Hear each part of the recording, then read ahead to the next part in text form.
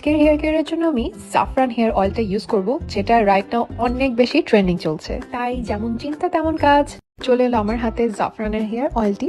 আর এই অয়েলটা আমি হাতে পেয়ে কমপ্লিটলি শকড। এটা অন্যান্য অয়েলের মতো একদমই না, এটার টেক্সচারটা একদম কাইন্ড অফ মুসের মতন।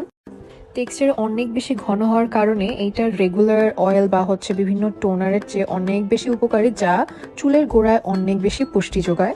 আর এই অয়েলটার মেইন কাজই হলো যাদের খুব বেশি হেয়ারফল প্রবলেম হচ্ছে তাদের হেয়ারফল কমিয়ে চুলকে তাড়াতাড়ি লম্বা করে এবং ঘন করতে খুব হেল্প করে, এবং পাশাপাশি চুলকে স্মুথও করে।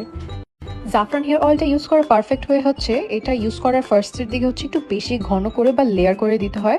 তারপর আস্তে আস্তে কোয়ান্টিটিতে তোমরা কমিয়ে আনতে পারবে। আর চাইলে অয়েলটা কিন্তু সরাসরি হেয়ারে অ্যাপ্লাই করতে পারবা, আবার কেউ যদি চাও তাহলে নারকেলের তেলের সাথে মিশিয়েও কিন্তু ইউজ করা যাবে। আর এই যে টেক্সচারটা দেখো, একদম খুবই ক্রিমি মুস টাইপের একটা টেক্সচার। আর নর্মাল তেলের মতো একদমই চিটচিটে টাইপের না বা ট্যাকি না, একদম জাস্ট হেয়ারের সাথে ব্লেন্ড হয়ে যাচ্ছিল। আর আমার ওই টাইপের ট্যাকি টাইপের হেয়ার অয়েল একদমই ভালো লাগে না, দিতেও ইচ্ছা করে না।